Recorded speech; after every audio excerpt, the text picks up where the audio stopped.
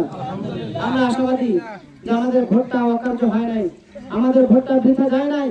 আমরা আশাবাদী আব্দুল করিম সাহেব তার অত্র গাইবান্ধা সদরের মধ্যে কোথাও মাহফিলে বাধা দিবে না। এতটুকু আশাবাদী আব্দুল করিম সাহেব তার এলাকার মধ্যে কোরআনের কথা দায়িত্বহীন কণ্ঠে বলবেন, বাধা দেওয়ার মতো কেউ নাই। আব্দুল করিম সাহেবের এলাকার মধ্যে হাদিসের কথা বলবে, বাধা দেওয়ার মতো নাই।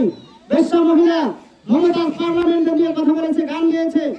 আমরা তার বিরুদ্ধে কথা বললে আব্দুল করিম সাহেব বাধা দিবে না, সাইদির পক্ষে কথা বললে বাধা দিবে না, মামুনুল হকের পক্ষে কথা বললে বাধা দিবে না, আল্লামা জুনায়েদ দেওয়ানের পক্ষে কথা বললে বাধা দিবে না। আমরা জানি আব্দুল করিম সাহেব ইসলাম প্রেমিক একজন মানুষ, এই কারণে আমরা তাকে ভোটটা দিয়েছি।